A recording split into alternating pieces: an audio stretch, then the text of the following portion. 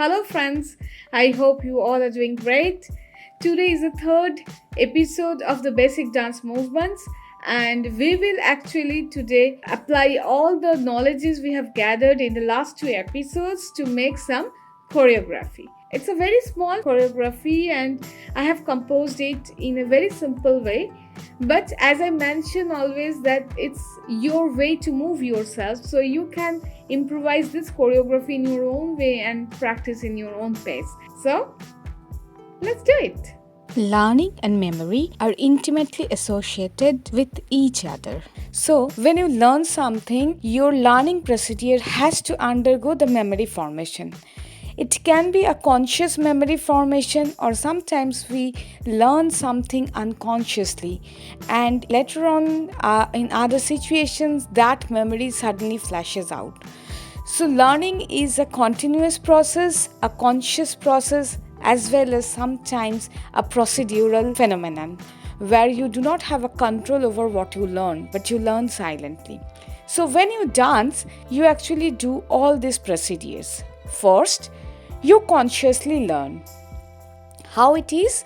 If you remember from the episode 3, 4, and 5, we tried to learn some basics, the basics of Indian dance forms. So now probably you know that when I say stand on a heel, you definitely know how to stand on a heel. Or if I say stand on a toe on the side, you know how to do it. Or maybe a simple flat and doing some 1, 2, 3, 4 sequence with flats. You already know these things. Similarly, when I say you, okay, show me the hand gesture Padaka or Mayurasa, you know how the move single hand gestures are. And even if I combine the hand gesture with the footwork, you can do it. Like if I say you take pataka on your right and make a heel on your right foot, you know how to stand on that. So you have already learned these things consciously. So now if I talk about your silent learning, you have learned about the spatio-temporal orientation that we walked together in the episode 4. Then we walked on our inhibitory controls in the same episode, and in episode 5 we tried to make some intricate foot movement, hand movement. We tried to integrate it in order to do possible multitasking. So when you did all these procedures, what you had a hold on is your attention.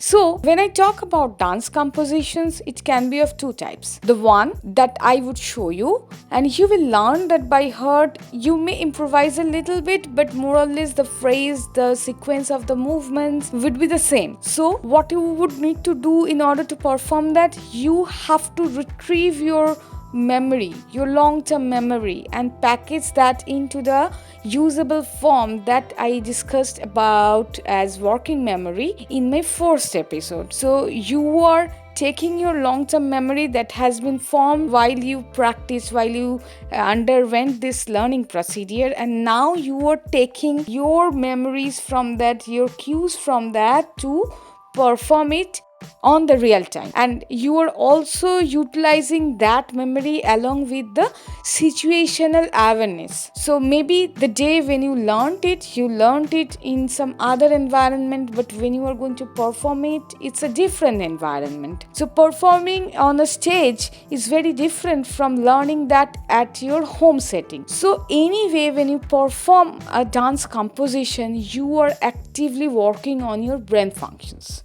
So this is the first kind of composition. And the second kind of composition is that you are free to move, you are free to give your body a shape in a way you want, but based on certain rules or based on certain movements you have learned so far. Here I'm trying to portray a rainy day, maybe after the scorching heat of the summer, when the first rain comes into our earth. We all feel happy. The first rain of the year, all feel elated, and we really enjoy that raindrops. So here I'm trying to portray that feeling of mine where I'm really enjoying these raindrops flashing over me.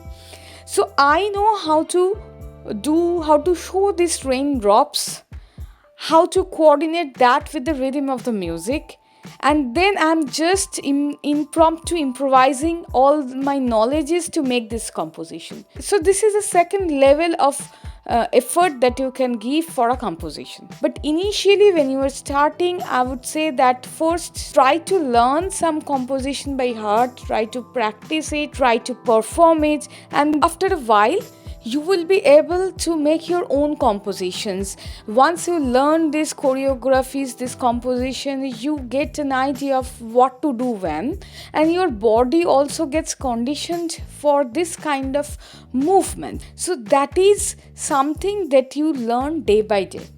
Today I will show you one simple composition that you can first learn, and then I have also given one more advanced level composition so that once you are done with this you can practice that.